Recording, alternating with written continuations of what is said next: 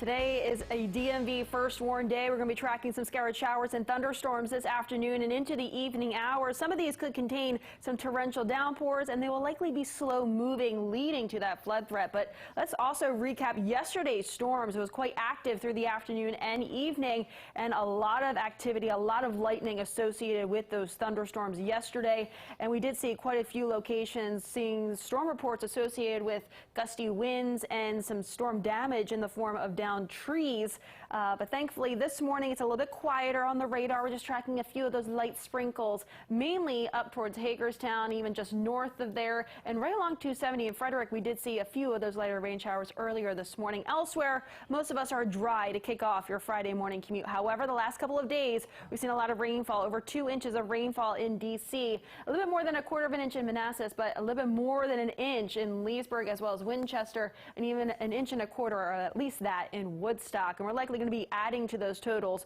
not only today but also through the weekend. Satellite and radar, though, the setup, we have this front off towards our north and west, so it'll likely remain off towards our north, so we're ahead of that, and that is leading to the heat and humidity still in place across the DMV. That heat and humidity, and also with the broken cloud cover, we're talking with some of that sunshine peering through, that will certainly fuel any of those thunderstorms that do fire up this afternoon. So the setup looks to be by about 2 p.m. starting to form a line back off towards the north and west around the mountains region, approaching the I-81 corridor by about 2 to 4 p.m. And these will be slow moving across the DMV and eventually sliding right along I-95. We're thinking a time between 4 and 6 p.m.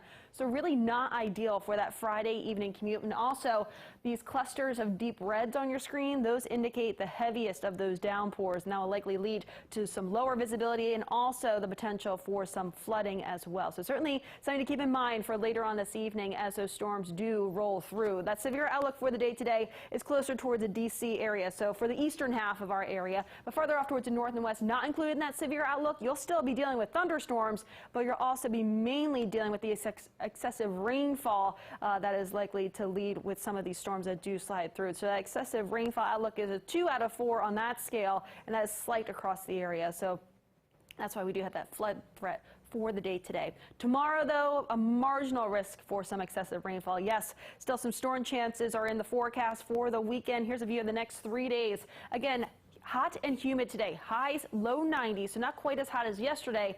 However, with that humidity still in place, it will feel like it's into the upper 90s, and also with those thunderstorms strolling through. Saturday, still a chance for some scattered afternoon thunderstorms. Highs right around 90, low 90s as we look ahead towards your Sunday. An isolated chance for some thunderstorms, so a lower chance for thunderstorms on Sunday compared to Saturday.